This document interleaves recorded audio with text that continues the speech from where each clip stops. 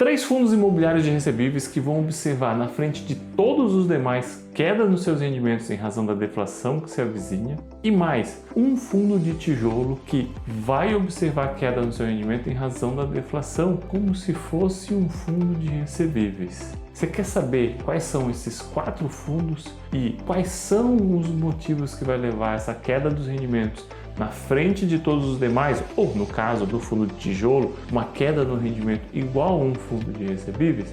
Então, vem comigo para o vídeo de hoje.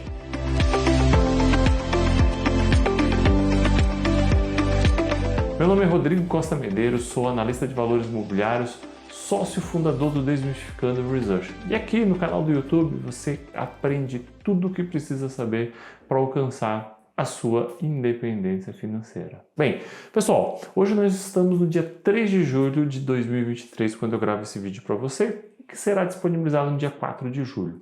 No dia 11 de julho será divulgado o IPCA de junho. E a grande expectativa é que nós tenhamos novamente deflação. Isso mesmo. Lá em 2022 nós tivemos em julho, agosto e setembro deflação. E agora nós estamos para ter uma nova divulgação de deflação medida pelo IPCA. Ou deflação ou muito próximo de zero. E como nós vimos lá em 2022, os fundos imobiliários recebíveis acabam tendo queda nos seus rendimentos em períodos de deflação. Isso porque os seus rendimentos são compostos de juros e de inflação. Mas nós temos alguns fundos que acabam tendo uma queda no rendimento antes de todos os demais. E que fundos são esses? Bem, nós temos 3 fundos que chamam sempre bastante a atenção porque caem antes o rendimento. São KNSC, KNP e VCJR11. Esses 3 fundos eles têm 2 pontos em comum. O primeiro ponto é que eles são administrados pela Intrag. Isso mesmo, não estou falando de gestão aqui, estou falando de administrador. A Intrag, como administradora, ela acaba apurando o lucro desses fundos para ser distribuído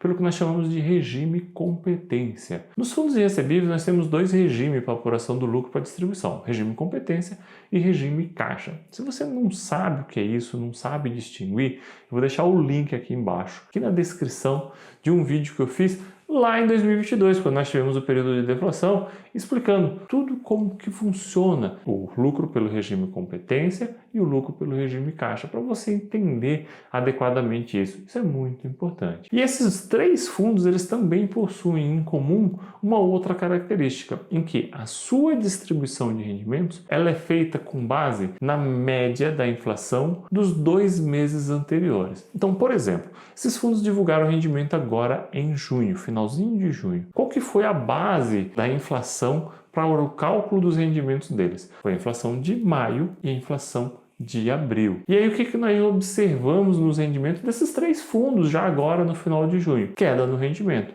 E por que nós tivemos queda no rendimento? Bem, porque a inflação de maio já veio bem baixa, já veio em 0,23%. Isso mesmo. E aí agora você imagina com a inflação de junho vindo negativa muito próximo de zero. A média vai ficar muito baixa. E aí, consequentemente, nós temos uma queda mais vigorosa dos rendimentos desses fundos imobiliários. E por eles apurarem o seu lucro pelo regime competência, eles acabam observando já de forma imediata essa queda dos rendimentos por causa da deflação. Eles observam de forma imediata a elevação dos rendimentos quando nós temos uma inflação alta, mas eles também observam a queda nos rendimentos quando nós temos deflação, diferentemente dos outros fundos que apuram o seu lucro pelo regime caixa, que muitas vezes acabam tendo uma queda no rendimento quando eu tenho esse período de deflação, se ele for por um período muito curto. E aí um ponto importante, mas antes eu tenho um pedido para te fazer. Inscreva-se aqui no canal, curta, compartilhe e deixe o seu comentário. Ajude para que o nosso conteúdo chegue a mais pessoas. Mas vamos lá. Que ponto importante é esse? Bem, eu estou falando que esses fundos vão observar queda no rendimento nesse mês agora de julho. Então, quando chegar no final de julho, eles vão divulgar seus rendimentos e possivelmente eles vão ser menores do que o do mês passado, porque está quase certo que nós vamos ter realmente deflação de junho ou uma inflação muito próxima de zero. E no mês seguinte, em agosto? Bem, no mês seguinte, em agosto, o que nós vamos ter? a inflação de julho.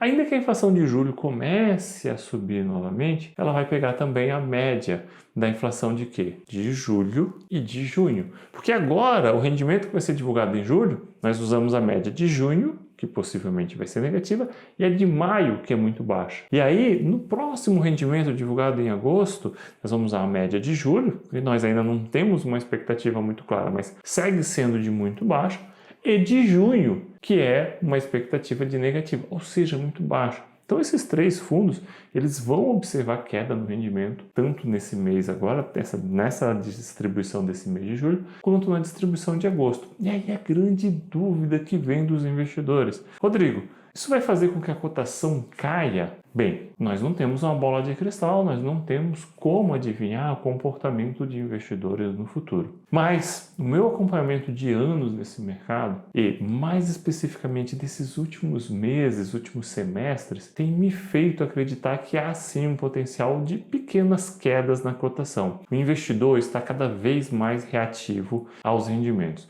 O rendimento sobe, a cotação rapidamente sobe.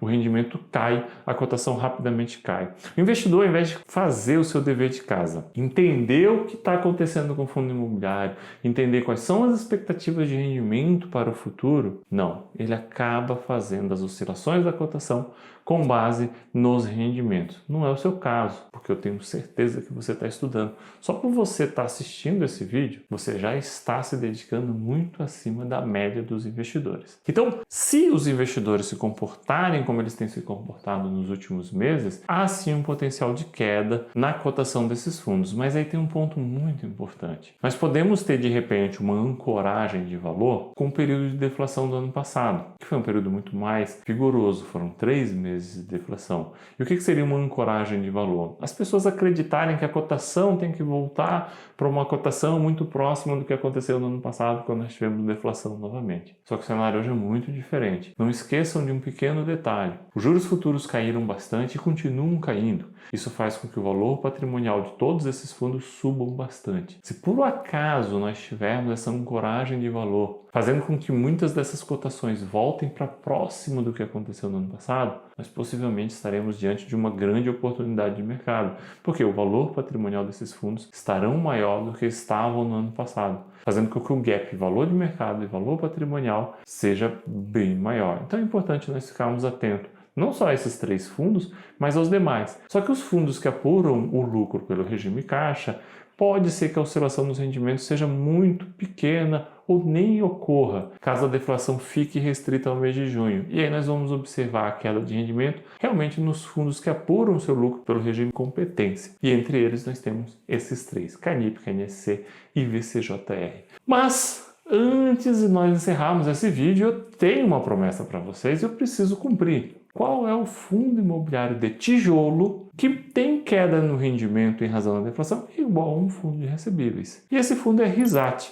Risate é um fundo que compra imóveis e recebe seus aluguéis e seus inquilinos. Mas além dos seus aluguéis mensais, ele recebe a inflação do mês que esses inquilinos pagam para ter direito a recomprar esses imóveis lá no final do contrato de locação. Então, o Risate, apesar de ter imóveis alugados, ter receita de aluguel, ele acaba tendo a sua receita muito semelhante aos fundos de recebíveis que apuram o lucro pelo regime de competência, porque todos os meses ele recebe o aluguel, que é como se fosse os juros, e a inflação de forma imediata, já direto no caixa, que acaba tendo um comportamento semelhante a esses fundos que apuram o lucro pelo regime de competência. E aí isso faz com que, quando eu tenho inflação alta, o meu rendimento vem muito alto. Quando eu tenho um período de deflação, o meu rendimento vem bem mais baixo. Só que diferente dos outros 3 fundos que nós citamos, no Risate, normalmente eu tenho um delay de 2 a 3 meses da inflação do mês para eu realmente observar eventuais reduções ou eventuais aumentos de rendimento. Mas ele é um caso bastante curioso para nós sempre termos em mente e estudar, porque muita gente acaba olhando para ele, é um fundo de tijolo, o rendimento pode cair por causa da deflação, porque vai reajustar um pouquinho o aluguel para baixo, mas aí vai cair somente um pouquinho, e isso não é verdade. O Risate acaba tendo um comportamento muito semelhante a um fundo imobiliário de recebíveis. Bem, com base em tudo isso agora, você consegue acompanhar melhor o mercado. E lembre-se, se você não conhece ou não tem conhecimento suficiente sobre a diferença entre regime de competência e regime caixa, o link está aqui embaixo na descrição desse vídeo e eu acho fundamental para você que é investidor de fundo imobiliário saber desse assunto. Espero vocês no nosso próximo vídeo. Excelentes investimentos e um forte abraço.